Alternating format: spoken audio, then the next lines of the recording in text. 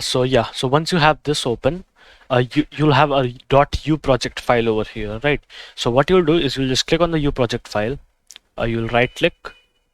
You will do show in Explorer, right? And then what you'll do is you'll do right click, generate Visual Studio project files, and this will generate a bunch of files for you. Right. So this process, which I'm showing you right now, you'll have to do every time you hit get latest. Right. You have to do this every single time. So every single time you get a new change, you come over here, you right click on the U project, you generate your Visual Studio project file. This will do some things. And then after that, don't open the project directly. You want to open up this solution file, and then this will open up a window like this. This is Visual Studio.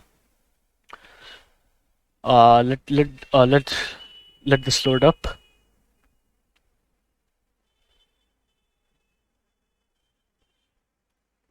Right. So once this is loaded up, all you have to do is hit Control and F5. Or if you don't want to do that, just go debug and start without debugging. The Control plus F5 is a shortcut, and this will open the engine for you. So now you can open your engine up.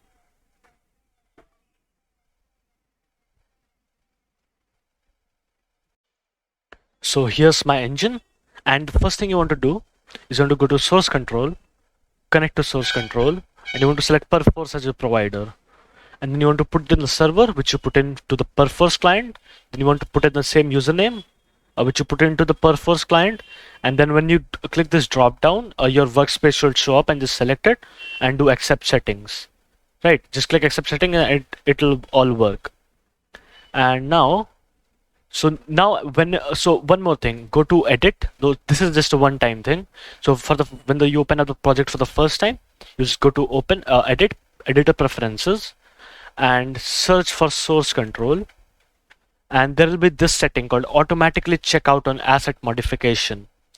Just check this and close this. So what this setting will do for you is whenever you change anything, it will check out the file. So this is really important. So whenever you check out a file, it is logged for you. Like, I mean, you can modify it, but no one else on your team can modify it, right?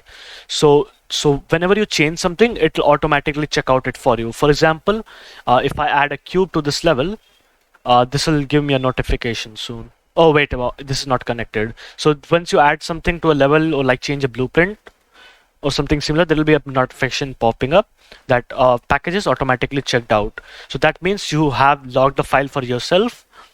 And the most important thing is, once you have logged the file for yourself, you must remember to unlock it. So all you have to do to unlock the file for your teammates is you want to just hit source control, and this button will be like enabled for you. So just hit submit to source control. There will be a box popping up. You want to write a description. Just put a description in there and hit submit. And this will unlock the files for everyone else, and you have to do nothing else.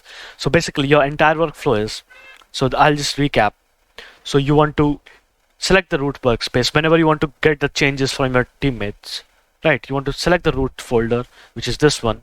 You want to hit get latest, which will get you the latest changes, and make sure your project is closed while you do it. Don't hit get latest when your project is open. So let's just close that.